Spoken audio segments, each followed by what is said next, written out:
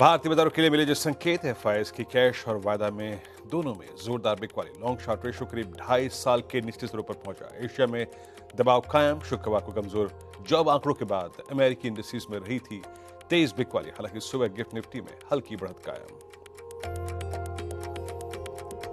सितंबर में प्रोडक्शन बढ़ने के ओपेक प्लस के फैसले से क्रूड कीमतों में नरमी। करीब 3% गिरकर $69 के करीब पहुंचा ब्रेंट का भाव। उधर कॉमेक्स पर गोल्ड 2% उछलकर एक हफ्ते की सर्वोच्च स्तरों पर पहुंचा। रेट कट की संभावना बढ़ने से सोने की चमक बढ़ी। अनुमान के आसपास रहे। पहली तिमाही में आईटीसी के नतीजे फ्लैट रहा कंपनी का मुनाफा, लेकिन रेवेन्यू में करीब 20% की उछाल। हालांकि मार्जिन्स में करीब 530 बेसिस पॉइंट से ज्यादा देखा दबाव। वहीं सिगरेट वॉल्यूम्स उम्मीद से कहीं ज्यादा बढ़ा। एग्री कारोबार में भी दिखी रौनक। पहली तिमाही में करीब 15% घटा फेडरल बैंक का मुनाफा। हालांकि 2% बढ़ी ब्याज से कमाई। वहीं एनपीएस में दिखी बढ़त। दूसरी ओर 4% बढ़ा एलआईसी हाउसिंग का प्रॉफिट और net interest income.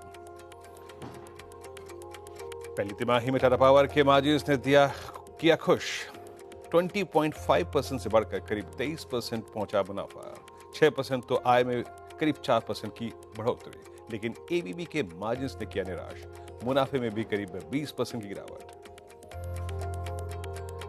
Axis mutual fund front running मामले में ईडी की बड़ी कार्रवाई। कंपनी के पूर्व चीफ डीलर विशेष जोशी को मनी लॉन्ड्रिंग एक्ट के तहत किया गिरफ्तार।